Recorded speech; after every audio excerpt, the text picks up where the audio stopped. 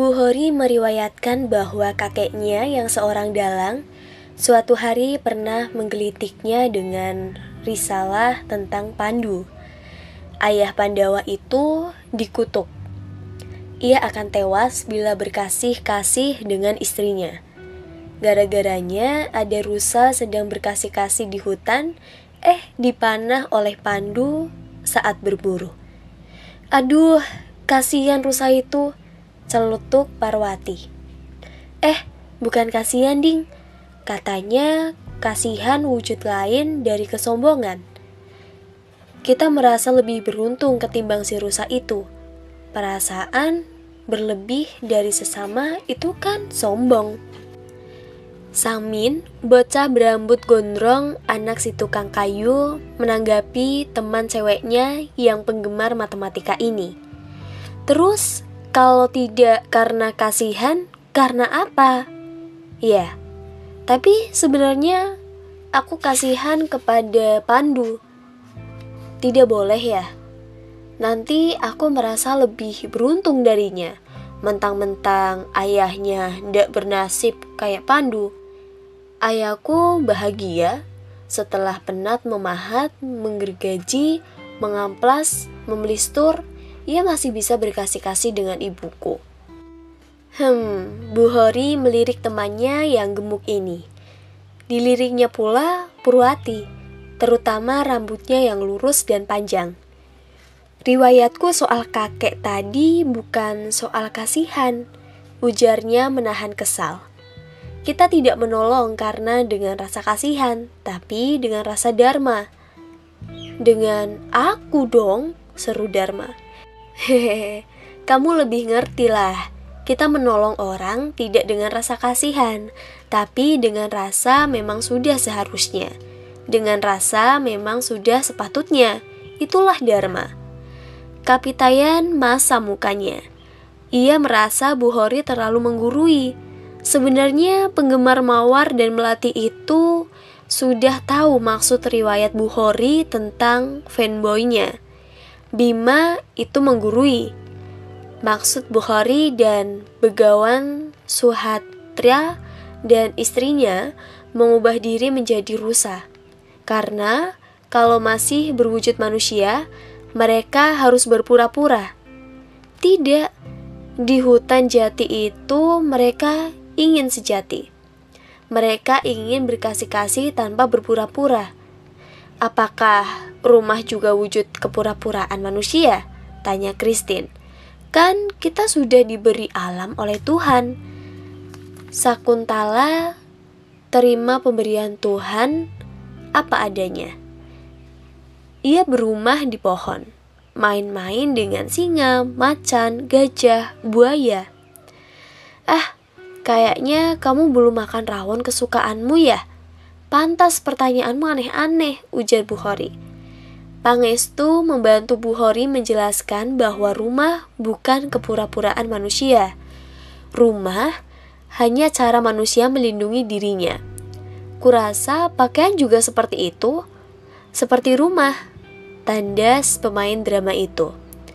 Tapi, kamu ndak sedang akting kan Pangestu? Tanya Christine. Siapa tahu kamu berakting seolah-olah tidak paham bahwa pura-pura juga merupakan cara manusia untuk melindungi dirinya. Purwati merasa dapat kesempatan. Setuju. Kalau orang tuaku nggak pura-pura, pasti rumah tangga mereka sudah berantakan. Aku tahu ayahku pura-pura suka tari Jawa. Itu hobi ibuku waktu masih muda. Dan aku tahu ibuku pura-pura suka ayah pakai kumis. Christine langsung terkenang ibunya. Pernah suatu malam, ketika akan menghadiri konser musik gesek, mereka nyaris telat. Sebenarnya, sang mama masih hilir mudik mencari lipstik. Waktu itu, aku bilang, sudah lama. Dulu, Sakuntala juga nggak pakai lipstik, pakai bibir apa adanya saja dari Tuhan. Aku juga pernah hampir telat nonton musik Timur Tengah, Chris, selap Pangestu. Gara-gara mamamu juga? Bukan, malah gara-gara bapakku. Dia masih sibuk mencari kopiahnya. Terus Pangestu, kamu bilang, sudahlah pakai kepala polos saja, syukuri anugerah Tuhan, tanya Dharma. Enggak sih, aku kan tidak seberani Christine ke orang tua. Bu Hori menengahi pembicaraan. Ya sudah, kesimpulannya begini. Eits, sebentar, aku belum tuntas, Christine protes. Waktu itu, ibuku bilang, kalau begitu dikasih penyakit sama Tuhan, ya terima saja, gak usah diobati. Bu Hori ngotot, ingin mengakhiri pembicaraannya. Maka, ia memanfaatkan kata-kata Christine justru untuk menutup obrolan. Bibir polos itu penyakit atau bukan? Kalau bukan penyakit, kenapa harus diobati dengan lipstik? Perdebatan di bidang kosmetologi sepertinya tidak akan memenuhi titik temu. Pada masa Hippocrates, dulu tidak ada masalah, karena kesehatan adalah kecantikan. Pada era modern masa kini, kebanyakan konsep-konsep kecantikan tidak lagi berhubungan dengan kesehatan. Masing-masing sudah ada ilmunya sendiri. Apalagi dengan kemajuan industri alat-alat komestik, terkadang lebih memprioritaskan kecantikan daripada kesehatan. Penggunaan kosmetik oleh manusia modern tidak lagi atas alasan kesehatan, tapi antara lain untuk daya tarik dan percaya diri. Ini mungkin merupakan pengaruh langsung atau tidak langsung dari eksistensialisme bahwa untuk bisa eksis setiap individu harus tampil beda, unik, dan spesifik. Untuk tujuan ini, make up sangat menjanjikannya. Tidak hanya sebatas daya tarik dan penampilan, mungkin persoalannya lebih sederhana. Masalahnya, kemungkinan menjadi kompleks ketika bersentuhan dengan kebudayaan. Ada kebudayaan yang selalu muncul. Sejauh mana penampilan yang menarik dapat mempresentasikan originalitas sosok sebagai apa adanya. Ini akan semakin menjadi kompleks bila mana terkait dengan sikap dan perilaku. Apakah penampilan diri yang tidak mempresentasikan originalitas sebagaimana apa adanya itu tergolong ke dalam kepura-puraan atau bahkan kepalsuan? Dalam konteks interaksi sosial, masalah kepura-puraan apalagi kepalsuan bisa memicu konflik di antara mereka yang jarang piknik alias terlampau serius dalam hidup ini. Tapi bagi mereka yang memahami hakikat hidup sebagai sandiwara, seluruh kepura-puraan dan kepalsuan, bahkan kebohongan, itu hanyalah acting. Apalagi dengan menyadari bahwa manusia hanyalah wayang yang menjalankan peran yang sudah diatur oleh sang dalang. Mungkin karena ada peran-peran, maka ada panggung. Karena ada penampilan, maka ada make up.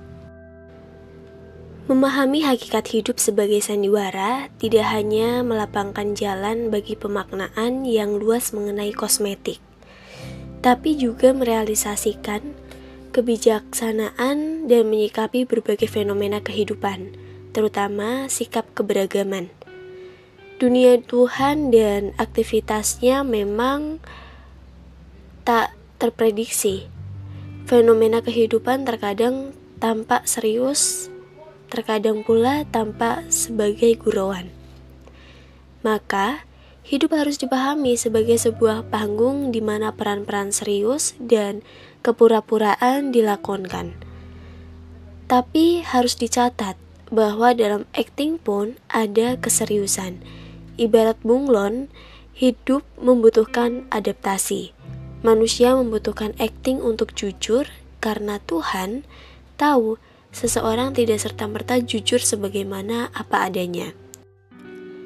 Jujur apa adanya membutuhkan perjuangan panjang, peniadaan diri dan pengosongan diri. Namun, pada saat yang sama ada common sense, akal sehat yang menilai bahwa kejujuran lebih utama daripada kebohongan. Kejujuran merepresentasikan kesempurnaan, dan kebohongan adalah proses menuju kesempurnaan. Agama sesungguhnya mengajarkan bahwa wujud merupakan manifestasi Tuhan belaka.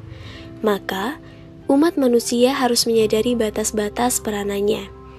Hanya sebagai manusia, jangan sampai seseorang atau sekelompok orang melampaui batas dan memainkan peran sebagai Tuhan.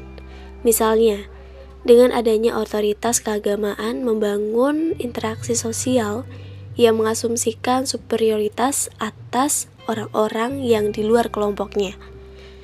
Dengan dalih melancarkan misi ketuhanan mereka, lantas mengabaikan kebijaksanaan dan lebih mementingkan logika kelompok, sehingga yang penting adalah merekrut sebanyak mungkin pengikut.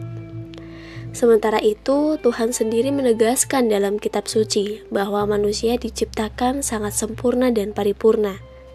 Seharusnya, tidak perlu ada asumsi bahwa seseorang atau suatu kelompok berhak menggurui orang lain. Apalagi asumsi seseorang mengklaim dirinya berkewajiban mengajak ke jalan yang dia anggap benar, sementara yang lain dianggap sesat.